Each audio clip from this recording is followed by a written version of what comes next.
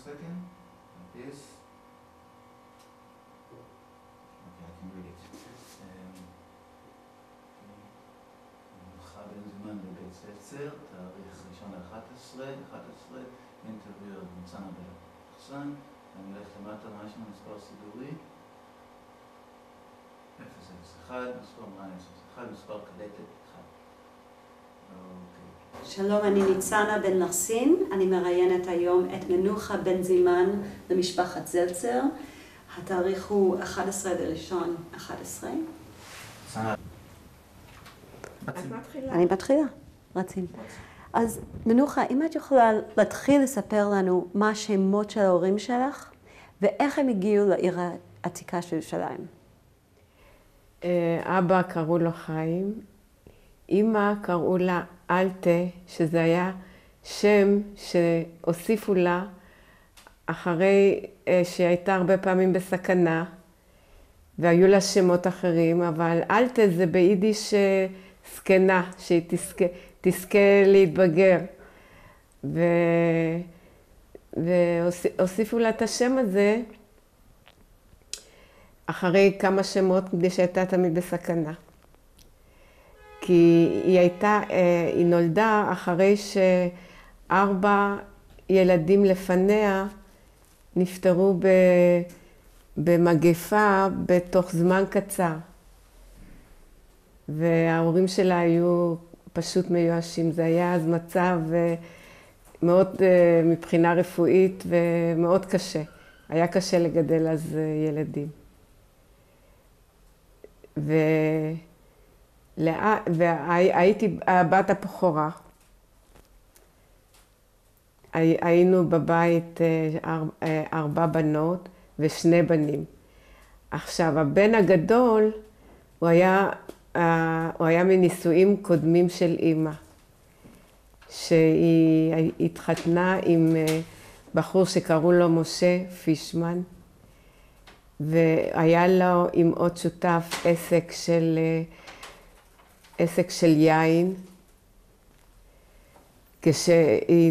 ואחרי שאחי נולד, ואמא נסעה פעם לטבריה איתו לנופש, כשהוא היה תינוק, ואז האבא עישן סיגריה ליד חבית של ספירט, החבית נדלקה והוא נשרף.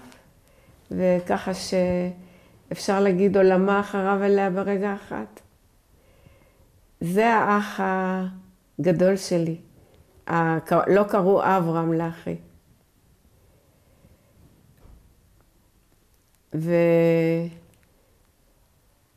אני נולדתי ב-1927 בבית חולים משגב לדח בעיר העתיקה.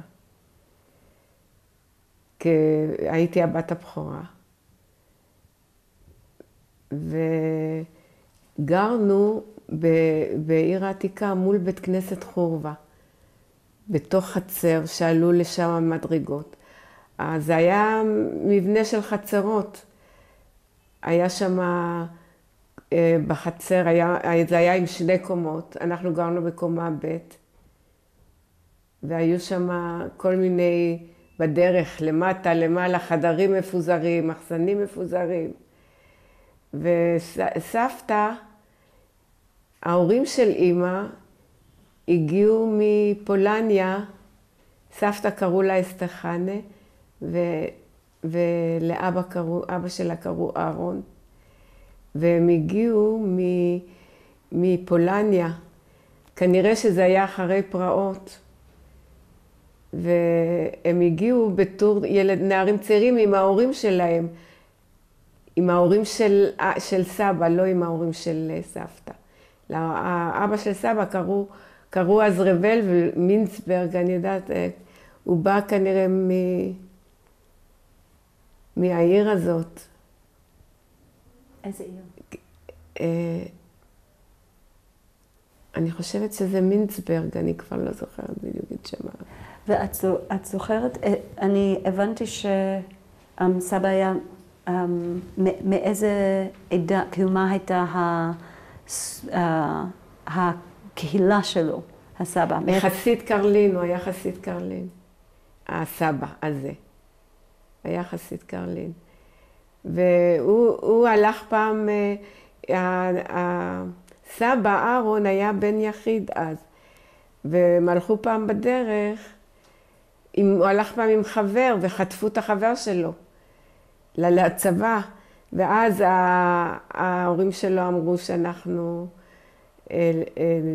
לא נשאר פה יותר, ניסע לארץ ישראל. ואז הם נסעו והביאו איתם גם את הסבתא. באיזה צורה שהם הביאו, אם זה היה כבר בתור הקלה עתידית או מה, זה אני כבר לא יודעת.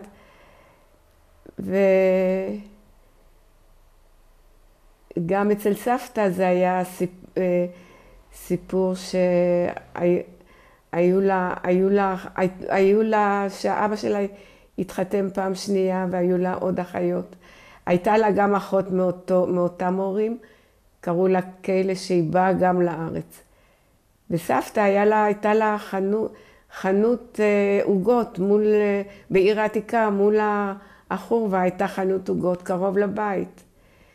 ובתוך אחד החדרים של החצר הזו היה חדר אפייה, שהיה שם שקי קמח ושולחנות, ושם היא הייתה הופעה עוגות, את העוגות האלה היו גם לחם וחלות, והיו לוקחים אותם לתנור. היא הייתה כמה מוקדם, תנור לא היה להם, היו מעבירים את זה לתנור, סבתא הייתה קמה ב2 בלילה, עושה את הלחם, היו לוקחים את זה לתנור, אופים את זה, וזה היה חנות של עוגות מפורסמת בעיר העתיקה.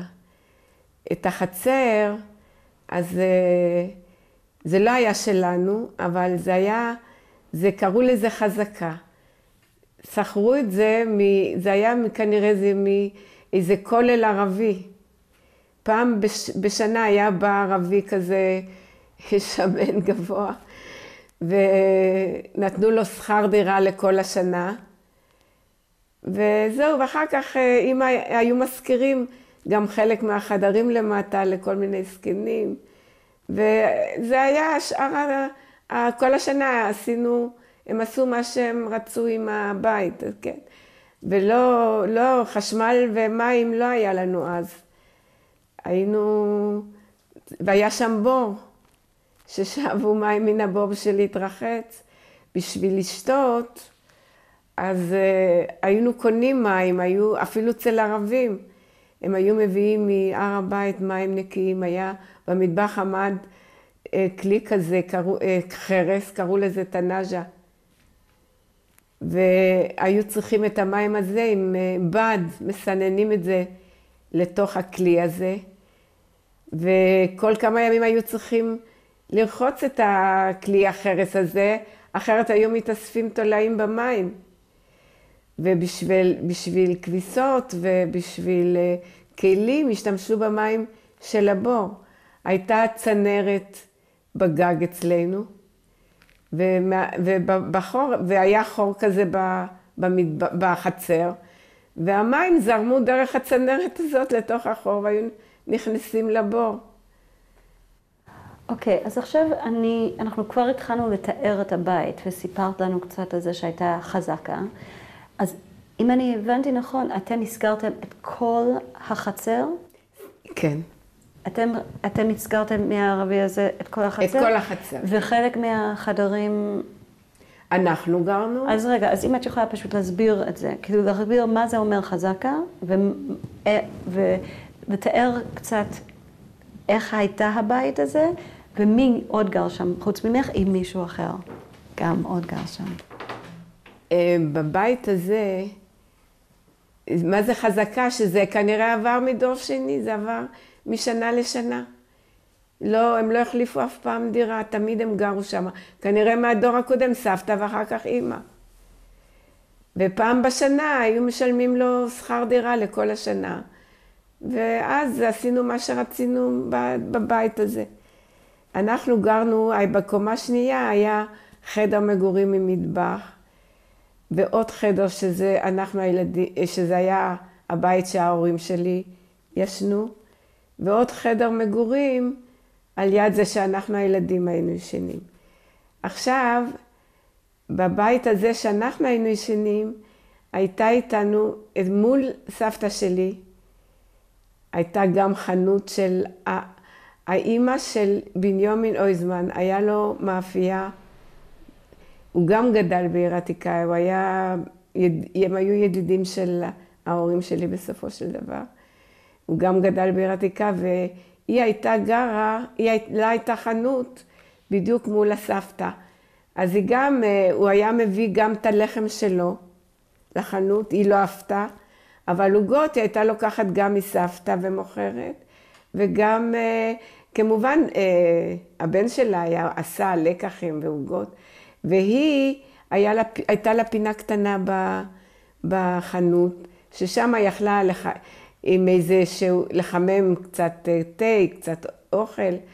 כנראה שהבן שלה היה מביא לה אוכל מבושל. אבל בלילות היא גם ישנה אצלנו, היא הייתה כמו סבתא. היא ישנה אצלנו בחדר הילדים איתנו, למעלה. סבתא וסבא גרו למטה בקומה ראשונה בחדר. אז עכשיו היה חדר אחד של הורים, חדר אחד של ילדים וגם עם הסבתא הזאת, וסבא וסבתא למטה. מי עוד, היו עוד חדרים בתוך הבית? היו עוד חדרים בתוך הבית, שהם היו מוזכרים. זה היה לשכנים מתחלפים, איזה משפחה, או איזה זקן, או איזה... זה היה כמה חדרים שהם היו, 2 חדרים נדמה לי, היו שם כאלה שהזכירו אותם. וממי הם הזכירו את החדרים? מאיתנו. אז אם את יכולה פשוט לספר שהם... והייתה עוד אחת, שכינה שזה היה באמצע המדרגות. שכינה, היה חדר שזה פנה ממש מול החורבה. זה היה ממש מול הבית כנסת, החדר שלה. וקראו לה אסתר מלול. והיא ידעה לדבר יידיש, שהייתה תופרת. ותמיד הייתי יושבת איתה הרבה ומסתכלת עליה. עכשיו, היא הייתה השכינה. כשהיינו ילדים קטנים וכאב הגרון, אז היא ידעה לעשות, הייתה נכנסת ועושה לנו קומפרסים עם ערק, והיא הייתה לוקחת, מרטיבה את הסמרטוט בערק, ומסבנת את זה חזק, ושמה בגרון, זה היה מחמם, וגם עושה מסאז'ים בידיים. היא הייתה נכנסת, היא הייתה כאילו חצי אימא.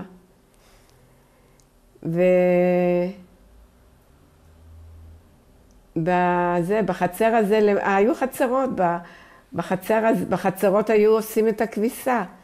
היו מזמינים כובסת, מדליקים פרימוס בבוקר, וגם היה עוד, חוץ בחצר הזו שלמעלה, היה גם עוד איזה מחסן קטן, ושם היו מדליקים פרימוס, והיו צריכים לשאוב מים מן הבור, ואחר כך גם לשפוך את המים המלוכלכים, לרדת לשירותים. השירותים היו בלי מים זורמים כמובן, היה גם בלי אסלה. אז מה כן היה? אם את יכולה פשוט... היה ביוב שם עם חור כזה, ושם עשו את הצרכים פשוט מאוד, ולשם שפכו את המים.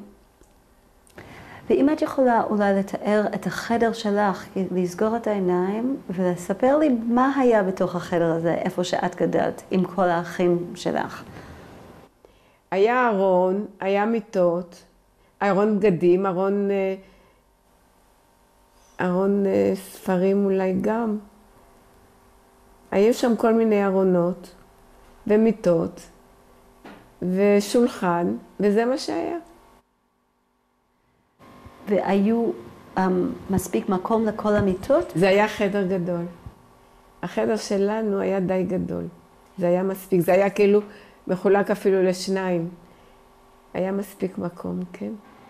והיה, כמה חדרים היה בתוך כל הבית? כמה חדרים?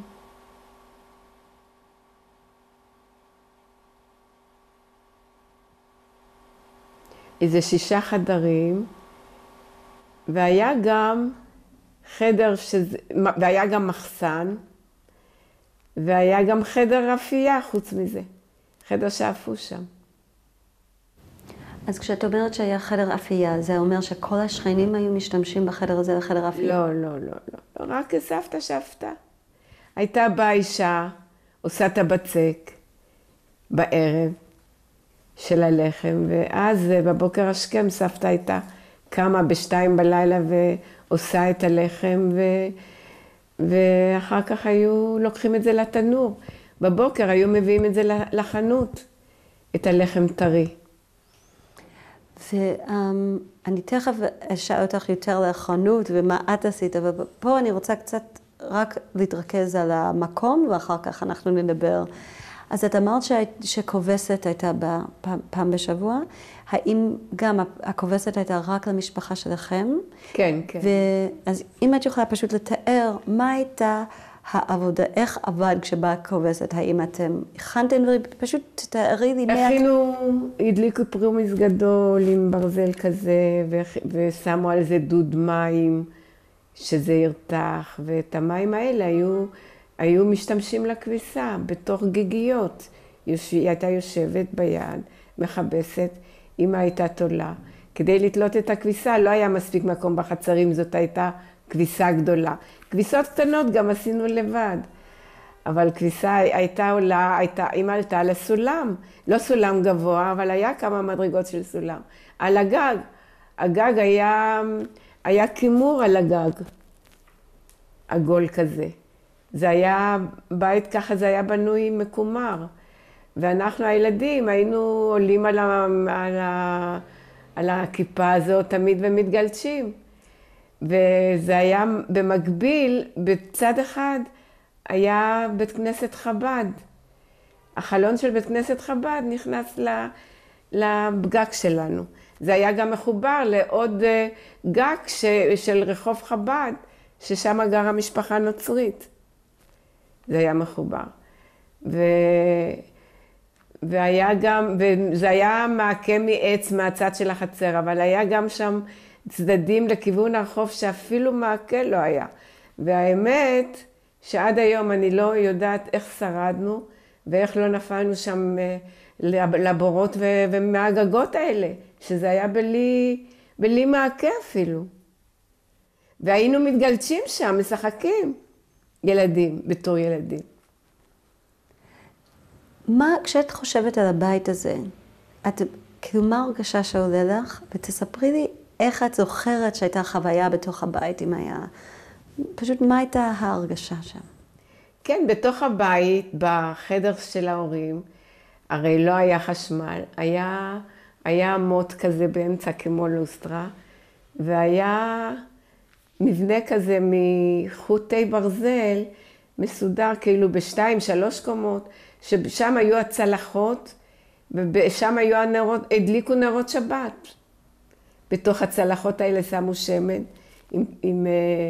עם תילות כאלה, שמן זית כנראה, והדליקו שם, ושם, ובנוסף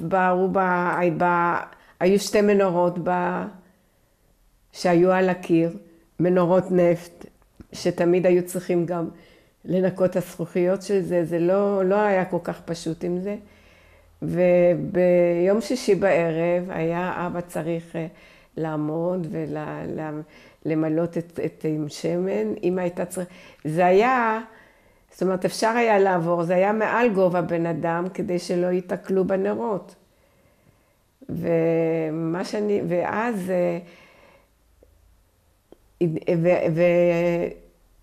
וגם בנוסף לזה, אז היו צריכים גם להדליק פתיליות. היו כאלה ששמו את האוכל בתוך תנור, פשוט בתנורים האלה, התנורים שהיו כאלה גדולים, אז האנשים היו באים, מביאים את החמים בתנור. אצלנו היה לנו תנור בתוך המטבח, מין תנור כזה היה בנוי מפח, שהזמינו אצל נפח, מרובע כזה, גודל אולי 80 על 50, משהו בסדר גודל כזה. וזה היה זה היה כאילו 2 קומות.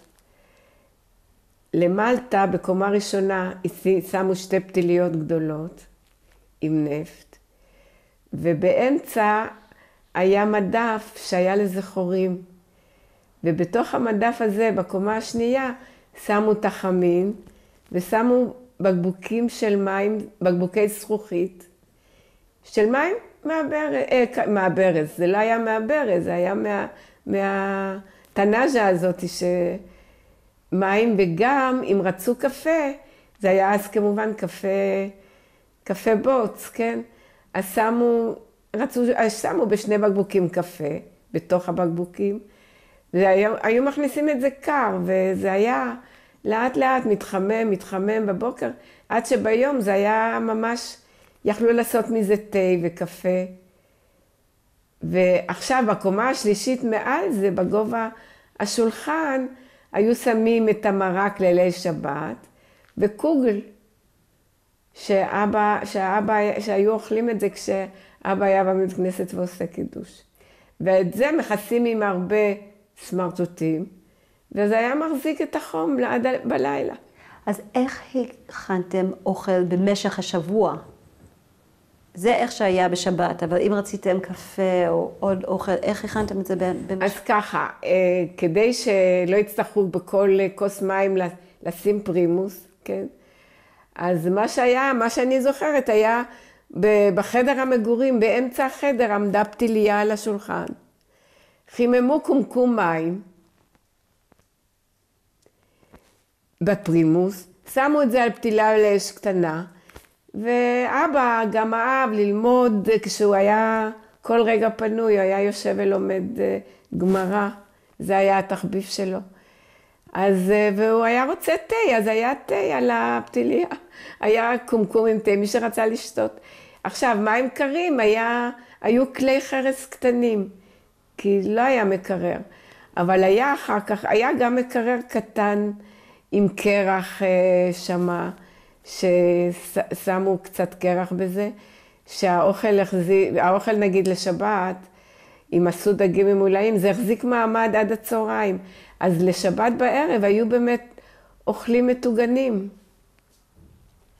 ומה? ולפעמים אפילו לוקחים דלי, ומשלשלים לתוך הבור את האוכל, את המטוגן או אוכל, כדי שזה בתוך הבור היה יותר קריר, שהאוכל יחזיק מעמד עד הערב. כי היו צריכים באמת תמיד לבשל טרי. אז תספרי לי קצת על איך עשיתם את הבישולים שלכם, וגם איך אתם הבאתם, מאיפה הבאתם אוכל הביתה, מצרכים, איך זה עבד, ומי עשה את זה? מצרכים, אז ככה, במצרכים היו חנויות שקנו, היו חנויות שקנו, היו חנויות שהיה להם תוצרת חלבית, שהיה להם כנראה, אני לא יודעת איזה מקרר. וגם קנו, היו חנויות של ירקות, וגם אצל הערבים קנו, לפני כשלא היה פרעות. דגים למשל היו קונים אצל הערבים, היה להם דגי ים, דגי יפו. אז הם היו, אם הייתה טוחנת ועושים דגים ממולאים, אז איך היו מבשלים? אז היו מדליקים פרימוס ומבשלים. ואחר כך מעבירים את האוכל על פתיליה, אחרי שהיו מרתיחים על הפרימוס. והיו מבשלים באמת, זה לא היו מבשלים לכמה ימים, היו באמת מבשלים, בעיקר מרקים, מרק עדשים עם מטריות, דברים כאלה. ואכלו, מכיוון שלא היה אז, לא היו מקררים, היו הרבה מלוחים. אכלו הרבה מלוח. אז דגים מלוחים זה היה מצרך, מה שהיום זה דליקטזה, אז זה היה מצרך זול. כן, וזהו, ככה היו מבשלים. תתאר לי ארוחה של המשפחה, רגילה. מה אכלתם ואיך זה היה? מה הייתה החוויה של המשפחה? אני לא זוכרת שישבנו כל המשפחה בצהריים ואכלנו בצורה מסודרת. אני לא זוכרת.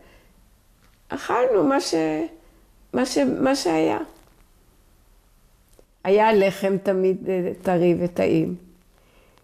ותמיד אהבתי, אמא הייתה עושה פיתות עם בצל, תמיד אהבנו את הפיתות עם הבצל. אכלנו סלטים הרבה, ירקות, שזה אז לא היה, זה היה הכל אורגני, אל תשכחי. זה היה הכל שגידלו בצורה טבעית, גם העופות היה אותו דבר. בשבת תמיד האמא הייתה מזמינה אורח, איזה איש זקן, שלא היה לו בית, שלא היה לו איפה להתארח, שהוא יבוא לשבת. אז היו באים. ואפילו שכנים שגרו למטה, במידה והיו אנשים זקנים או ככה, אז לפני שהיינו הולכים לאכול בליל שבת, היו מורידים מרק עוף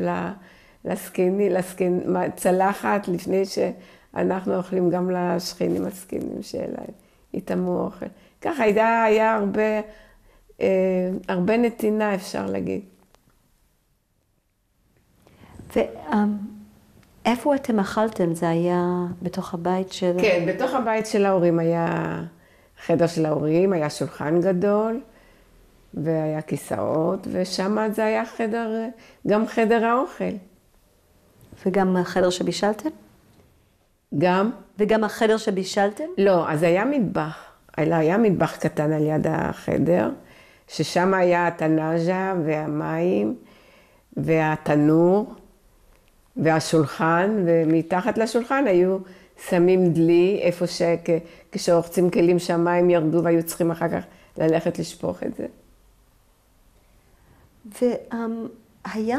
אז תארי לך בליל שבת איזה עבודה, יום שישי בערב, לסדר את הפתיליות שהם יבערו יפה, אבא היה עושה להכין את כל הנרות שבת. מה שאני זוכרת שכשאחותי נולדה, אז היא כל הזמן הסתכלה על הנרות, אז שאלתי את סבתא, למה התינוקות מסתכלים כל הזמן על האורות? אז היא אמרה לי שהם רואים גם את המלאכים שעפים מסביב הנרות, לא רק את הנרות. אז מה באמת הייתה העבודה שלך? מה את היית צריכה לעשות בבית בתור ילדה? בתור ילדה קטנה, אז מה שהייתי צריכה לעזור בבית, בניקיון הרבה. פשוט מאוד, וגם ללכת, והלכנו לבית ספר. הלכנו ללמוד ועזרנו בבית. גם שאבנו מים מן הבור, לעלות, לרדת. עכשיו, היה גם במידה והיינו חולים ממש קצת רציני, היינו הולכים לרפות את הגרון. אצל דוקטור שבתאי זה היה שערי צדק הישן. שם היה רופא שקראו לו, זה והלך, בית חולים והלך. שם היה רופא שקראו לו שבתאי. ושם היו באים אנשים ככה בבוקר, עשרות, והיו קונים כרטיס, זה עלה נדמה לי גרוש, קונים כרטיס בשביל להיכנס להתרפא, ואז היו מכניסים איזה 20 אנשים בבת אחת לחדר של הרופא, והוא היה מורח את הגרון. אם זה היה מצב קצת מסובך, אז היו גם מוסיפים זריקה, וזהו, ככה הלכו. אז אבא היה יכול לקחת אותי הרבה פעמים, לקחת אותי מעיר העתיקה לשערי צדק, לרפות את הגרון, הרבה ימים. אני בדרך כלל סבלתי מאנגינות. וזה עזר? כן, זה עזר. וגם מיץ לימון שתיתנו בבית הרבה, וזה היה ריפוי. זה היה קופת חולים. את אהבת ללכת, כשאת הלכת עם אבא לשערי צדק, זה היה חוויה שזכור לך ככיף, כמפחיד? אני לא יודעת, זה היה דבר מובן, לא, זה לא היה כיף, זה לא היה רע, זה לא היה טוב. היינו צריכים, הלכנו, מה יכלתי לעשות? קיבלנו את זה כעובדה קיימת. לא התפנקנו הרבה. היה גם, זה אני לא יודעת, אחותי אומרת שזה נגד, היה גם מקרים שהיו עושים, אני לא יודעת אם זה היה סגולה נגד פחדים, או במקום פסיכולוג, או נגד עין הרע. אני לא יודעת. הייתה באה אישה בבית, והייתה לוקחת, היו גם מדליקים פרימוס, וממיסים איזה כספת, איך קוראים לזה? שזה שמים במטחום. כספית. כספית. ממיסים כספית באיזה מחבד, שמים את זה לתוך מים קרים, זה היה מקבל כל מיני צורות, והיו, ואז על יד הילדה שרצו לעשות לה את זה, מכסים לה את הראש עם סדין, ועושים את הדבר הזה, מכניסים את זה בקצה. ואז האישה הייתה אומרת, אוי אוי אוי, איזה פחדים שהיו לה, אוי אוי אוי, זה שאני זוכרת, גם היה. זה גם היה איזה, בשביל מה עשו את זה, אני לא יודעת, אחותי אומרת שזה היה נגד עין הרע, או שזה היה נגד פחדים, אני לא יודעת נגד מה. אבל זה גם היה אחד מדרכי הרפואה של אז. זה דבר שאת עשו לך פעם את הדבר הזה? יכול להיות שגם לי, אני זוכרת שעשו את זה לאחותי. יכול להיות שגם לי, אני כבר לא זוכרת. אז את סיפרת לנו קצת על משפחה של אמא שלך, ואיך הם הגיעו לעיר עתיקה. איך המשפחה של אבא שלך, מאיפה הוא בא, ואיך הוא הגיע לעיר עתיקה? כן, אבא למד בליטא, זה היה ככה, אצל אבא זה היה סיפור גם מאוד טרגי. כשאבא נולד, בזמן הלידה, 9 שעות אחרי הלידה, אמא שלו נפטרה. והוא גדל אצל סבא וסבתא בכפר, באיזה כפר, אני גם לא יודעת איך קראו לשם את הכפר הזה. ושם הוא למד גם, ושם הוא גדל, עד גיל מסוים, כנראה עד גיל 9 או 10, אני לא יודעת, שכבר בכפר לא היה מוסדות חינוך בשבילו, כבר שלחו אותו לישיבות בפנימיות. איך עשו את זה, אני לא יודעת, איך שזה אז היה. אבל מה שאני יודעת שבסופו של דבר, הוא למד אצל החפץ חיים. הוא היה אחד התלמידים הטובים שלו. ובאותה תקופה היה צו גיוס. היו צריכים, המשפחה המקורית שלו אפילו לא הייתה זלצר, זה היה, אני חושבת, ירשוביץ, שם אחר. והיה צו גיוס, הם היו חייבים צבא. ובצבא זה היה הצבא הרוסי. וכמובן שהם לא ששו ללכת להיות חיילים בצבא הרוסי ולאכול שם אוכל טרף וכך הלאה. אז מה הוא החליט? הוא החליט לברוח משם. ולצאת משם זה היה בלתי אפשרי. היו צריכים להבריח אותם בצורה לא חוקית, כי אסור היה לברוח, כי לא נתנו להם לצאת. לא נתנו לצאת. אז מה שכן, הוא עבר כל מיני הברחות. היה לו ניסים, הרכבת, הוא סיפר, הרכבת שנסעה עד המקום הזה שזה היה על הגבול, הייתה רכבת והוא היה על הרכבת הזו, והשומר הסתובב שמה, וכמעט ראה אותו, ובניסים שהוא לא עצר אותו. הסתובב ולא עצר אותו, והוא הצליח לרדת מהרכבת, ומשם הבריחו אותם לאותו עם עוד איזה אישה או בחורה. היו מבריחים שכנראה שילמו להם. אבא שלו פגש אותו לפני הבריחה, ושאל אותו, איפה אתה רוצה לנסוע? לאן אתה רוצה לברוח? לארצות הברית? או לארצות הברית אולי? והיה להם, אבא שלו היה אדם עמיד, והיה לו עסקים גם באפריקה. והאמא רצתה, האמא החורגת כאילו, רצתה שהוא ייסע לאפריקה לעזור לאבא בעסקים. ואז אבא שאל אותו, איפה אתה רוצה לנסוע? אז הוא אומר, אני רק לארץ ישראל. כתוב בגמרא, טובה פת חרבה בארץ ישראל, מכל טוב בחוץ לארץ, לא נוסע לאף מקום. וככה, גם בארץ לא היה בעיה להיכנס אז. הכניסה פה כבר הייתה חופשית, כי מי כבר בא פה? הכל היה מוזנח, היה עוני, לא היה פה איפה לעבוד. מי בא כאן? רק זקנים למות. איזה שנה זה היה? זהו, אני לא יודעת בדיוק, אבל זה היה לפני מלחמת העולם הראשונה. אז הוא הגיע לארץ, וכשהוא הגיע, הוא הגיע ליפו, והוא אז סיפר שהתחילו לבנות אז את תל אביב. אז אמרו לו, פה יבנו עיר עברית שיקראו לה תל אביב. ומיפו לירושלים הוא נסע כל הלילה על חמור. איפה היה צריך לעלות גבעה, אז החמור לא יכל לסחוב, היו צריכים לרדת. ולפנות בוקר הוא הגיע, הוא אמר, גבעת שאול כבר, הוא אומר, הייתה אז קיימת. אמרו, כאן זה גבעת שאול. ואז היה אפילו מודעות בעיתון שאיש חשוב הגיע לעיר, וככה הוא הגיע לירושלים. אז הוא כנראה למד כאן באיזה מקום, מה הוא בדיוק עשה אז, אני לא יודעת. אבל מה שאני יודעת שהוא גם התחתן, אבל לפני שהוא התחתן עוד, אז פרצה מלחמת העולם הראשונה, ואז את כל הנתינים מחוץ לארץ גרשו מהארץ, גרשו אותם למצרים.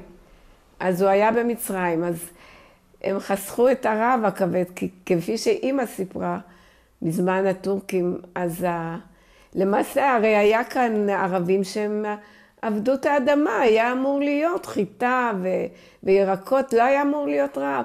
אבל אמא אומרת שהם לקחו את גם את הערבים הם גייסו הטורקים, ולא היה מי שיעבוד. ובארץ היה רעב מאוד מאוד כבד, ממש אנשים מתו מרעב. אבל במצרים לא היה רעב, שם היה שפע. הוא אפילו סיפר שהוא שמע את הנאומים של ז'בוטינסקי במצרים אז כשהוא היה. ואחרי המלחמה הוא חזר לארץ, רק אחרי המלחמה. אבא היה נשוי, והיה נשוי כמה שנים, טוב, כנראה, אני לא יודעת כמה. ואשתו הייתה חולה. ודווקא היה לו יחסים טובים עם המשפחה, נורא אהבה אותו. אבל אשתו נפטרה. ואז איכשהו, כנראה שיתחו אותם, את אבא עם אמא. ככה הוא הגיע לעיר העתיקה, לאמא. מזל. זה הסיפור שאיכשהו הגיע לעיר העתיקה. ואז הוא גר בתוך... ואבא לא היה חסיד, הוא היה ליטבק, למשל אצל אמא היו רגילים מצות יד, אז הוא אמר שלא צריך שמצות מכונה, זה יותר קשר ממצות יד. וזהו, והוא עזר הרבה לאמא. עם סבא גם היה סיפור, כי סבא סבל על העיניים, והיו צריכים לנתח אותו. והמצב ואיך מנתחים, כנראה שלא היה פה רופאים, כנראה שתיכון עוד לא היה, אני לא יודעת מה היה השיקול שלהם. הם נסעו לווינה לנתח אותו, את העיניים, כדי לרפות, וברופא טעה, והוא הוציא את האישון במקום והוא חזר עיוור משם. אז סליחה שאני חושבת. אז הוא היה עיוור? צר לי לשמוע על זה. אני רוצה לחזור שנייה לנישואים של ההורים שלך.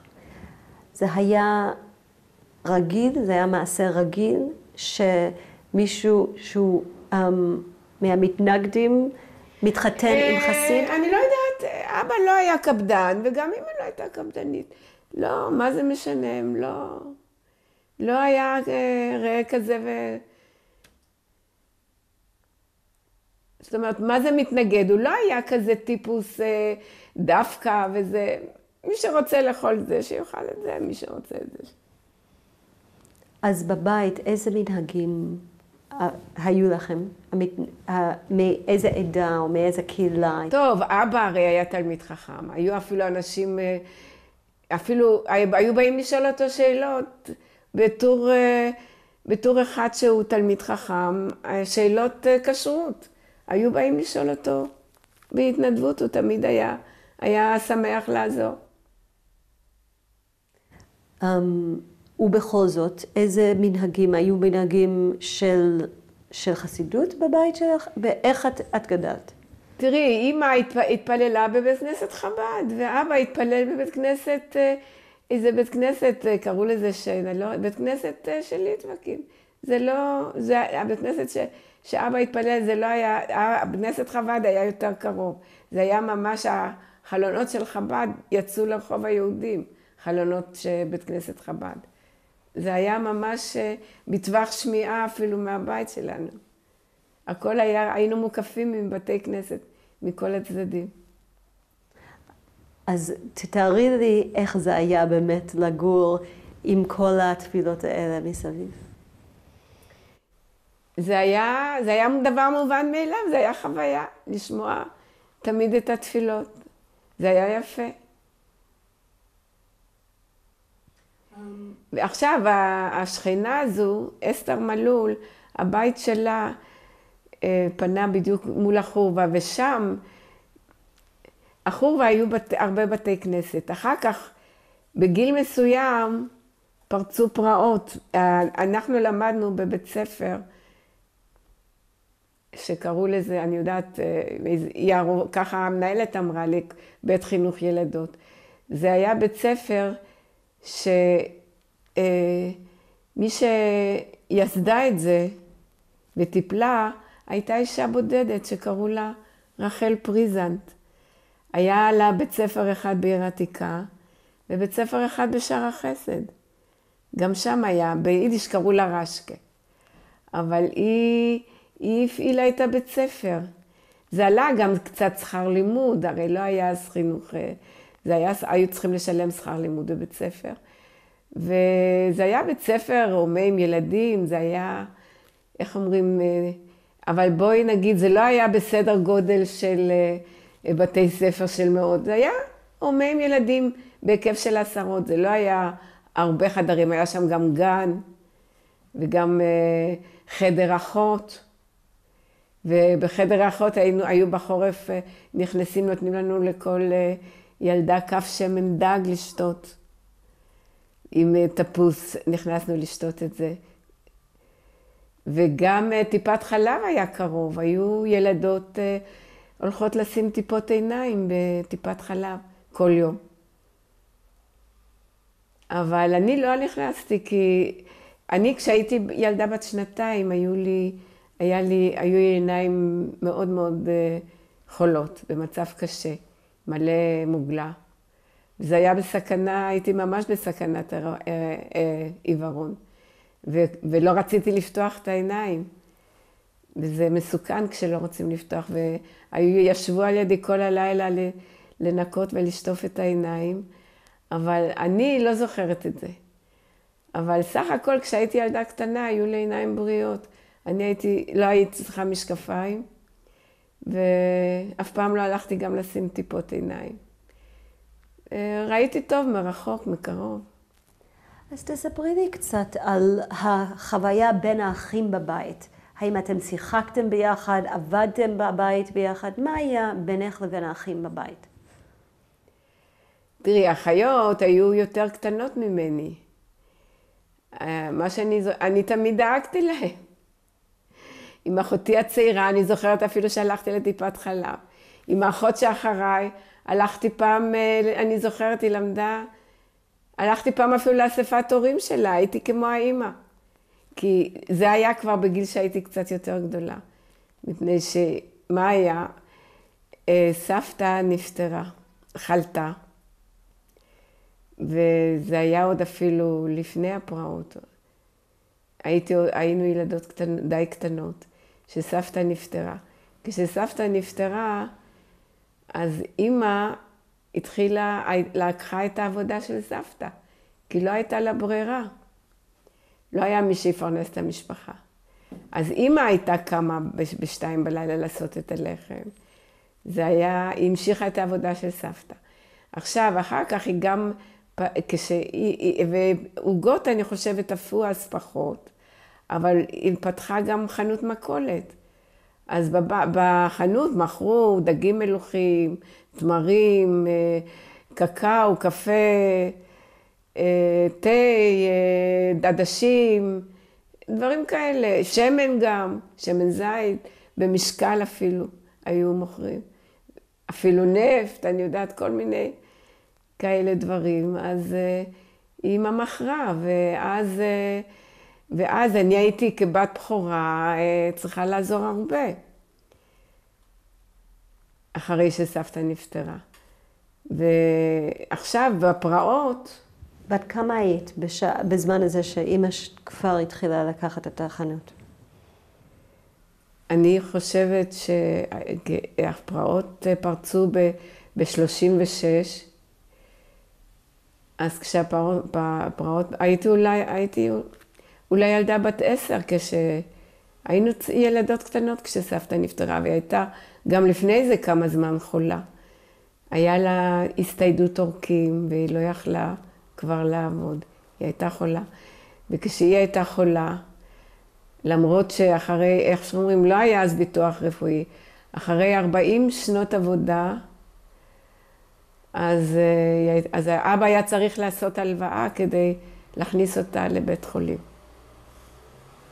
והיא בסוף נפטרה מדלקת ריאות.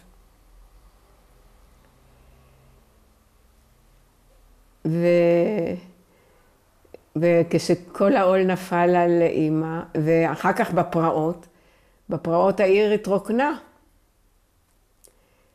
פתאום היו ממולנו כל הזמן ישיבות ובתי כנסת ולומדים ומתפללים. פתאום בזמן הפרעות המון אנשים נטשו את העיר, כי אנשים עבדו בחוץ, הדרך הייתה מסוכנת, לא יכלו לצאת העיר, היו צריכים לעבור את כל רחוב יפו, שזה היה אזור ערבי.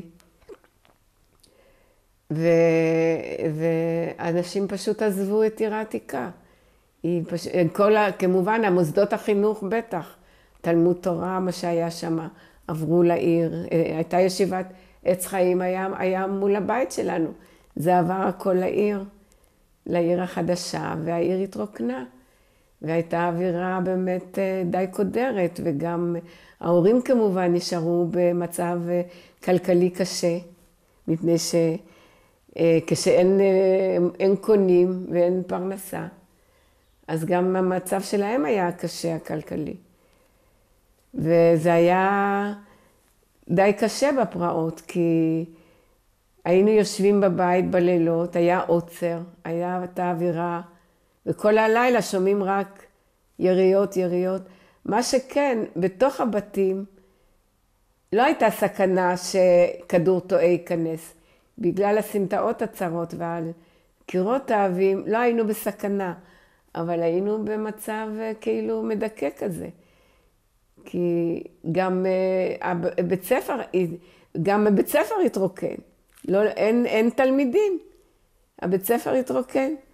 ואז באה יום אחד המנהלת והצליחה לאסוף כמה ילדות. רוב הבנות גרו בבתי מחסה, לא ברחוב היהודים.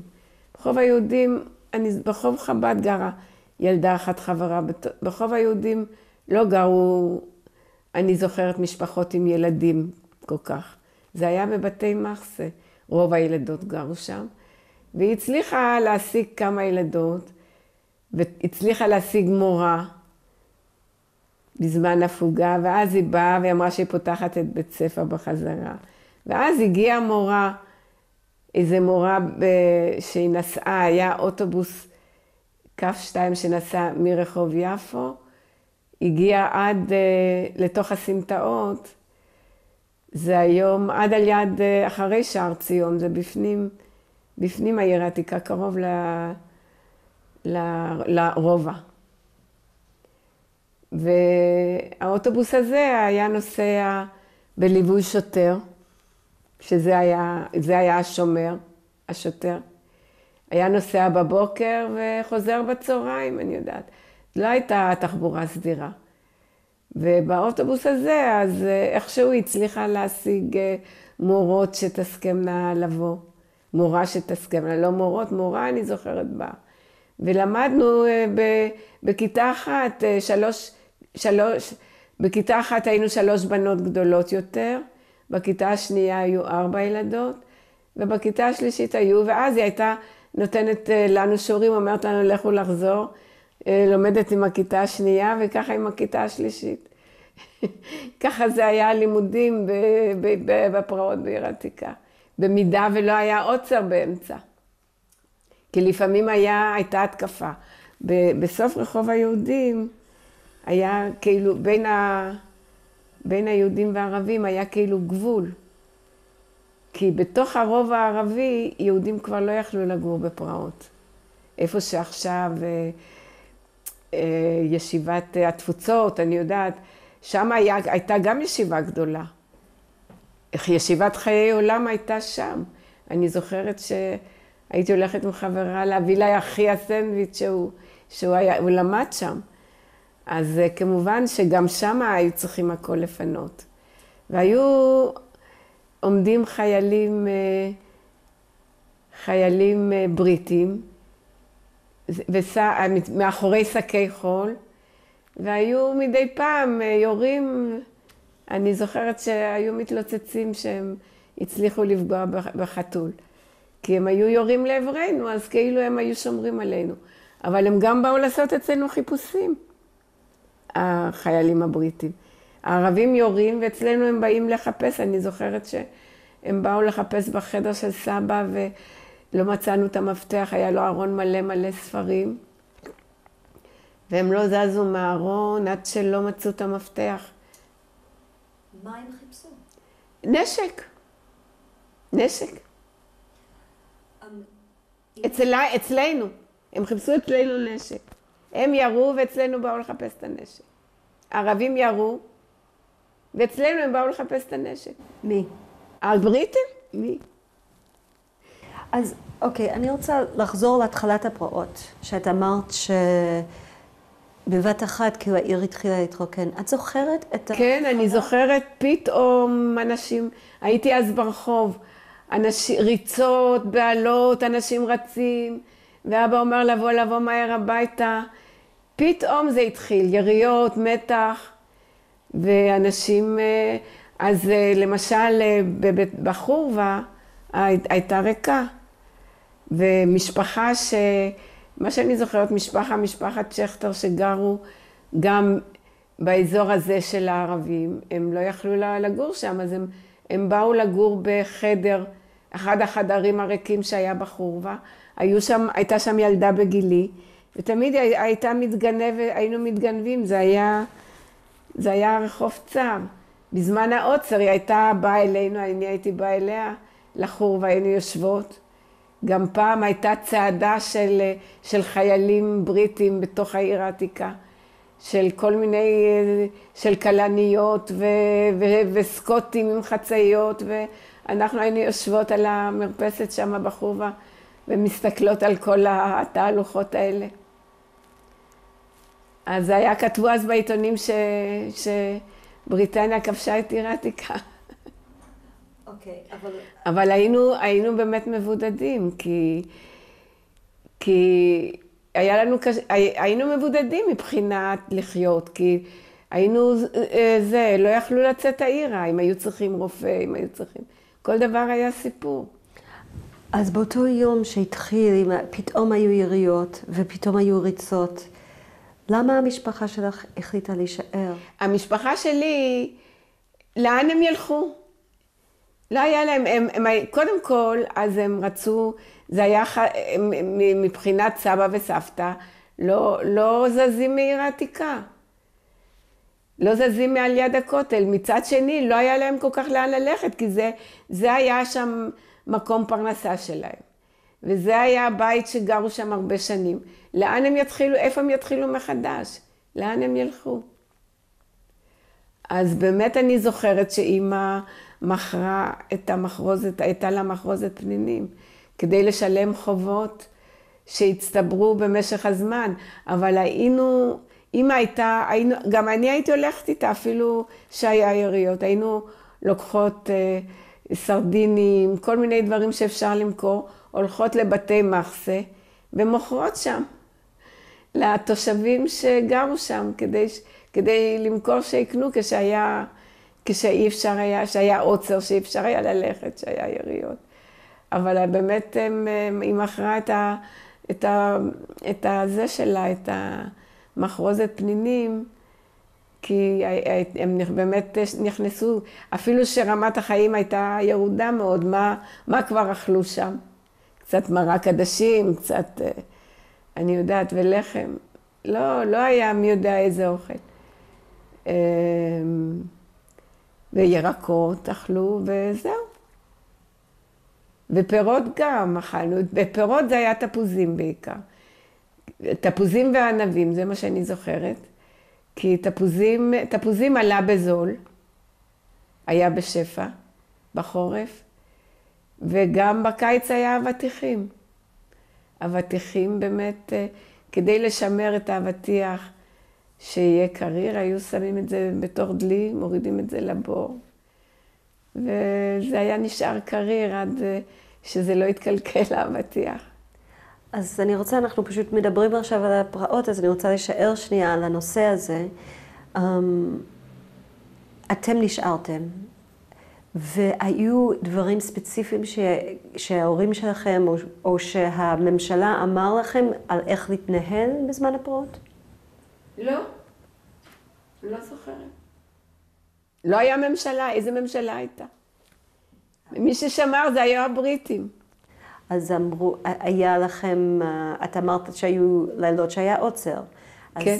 אז האם ההורים שלכם אמרו לכם, אל תצאו, כן תצאו? לא יכלו לצאת, הם לא היו צריכים להגיד. אבל ביום רגיל. היה באמת לאור מנורות בלי אמצעי תקשורת. ישבנו סגורים בבתים. מה עשיתם?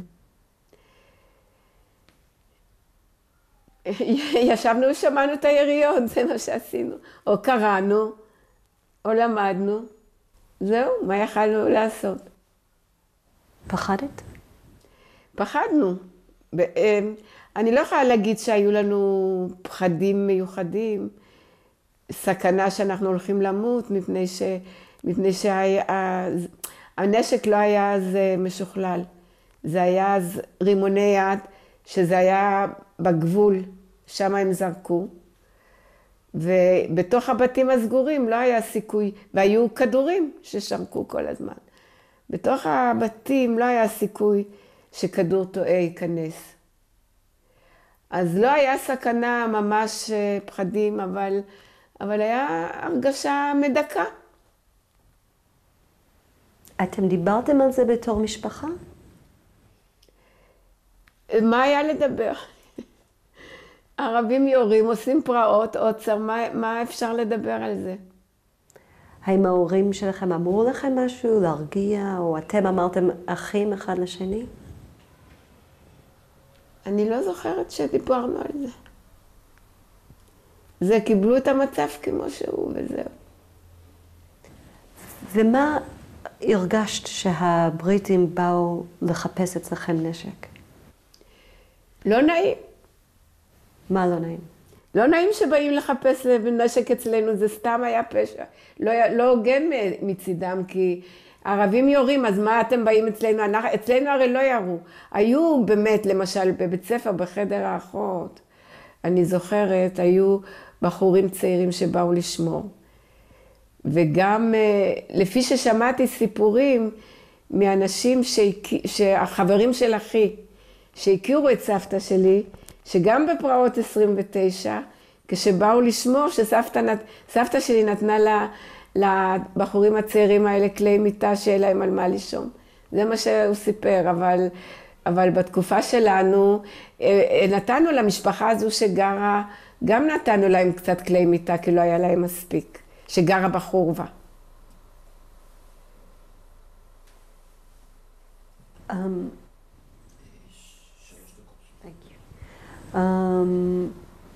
אז את אומרת שהיית שהיה התקופה של הפרעות, אז היו כן אנשים ששמרו עליכם? איך זה היה? מי ששמר באופן רשמי זה היה הבריטים, אבל היו גם בחדר האחות, היו בחורים צעירים שהם באו מטעם ההגנה לשמור, אבל הם לא החזיקו נשק, אסור היה להחזיק נשק. בזמן הבריטים זה היה מסוכן מאוד. אז כשאת ראית את השוטרים או החיילים הבריטים, שהם אמרו, את הרגשת שהם שומרים עלייך? מה את הרגשת כלפיהם? אני לא יודעת, לא הרגשתי כלום. זה היה דבר מובן, הם היו שם אז הם היו. הם ישבו כל הזמן, ברוב הזמן הם היו על יד עסקים, שקי החול מתבצרים. אנחנו היינו יכולים לראות אותם. כי היו לנו חלונות גם לכיוון החור, והחלונות נמצאים עד היום הזה. דרך אגב, המבנה החיצוני נשאר. בפנים חיברו את זה עם רחוב חב"ד, ונכנסים עכשיו משם. אז מבחוץ היינו שם עם הילדים, הנכדים, הם ראו את הבית, הם ראו את החלונות, אבל בפנים לא נעים להיכנס ולהגיד שלום, אני גרתי כאן, ולראות איך זה נראה, זה לא מכירה את האנשים. אבל מבחוץ זה נשאר אותו דבר. המבנה קיים עד היום. גם החלונות למטה, מהחדר של סבא וסבתא, גם למעלה. זהו, אנחנו עושים הפסקה עכשיו, ואנחנו סיימנו קלטת, אנחנו נחליף קלטת ואנחנו נמשיך.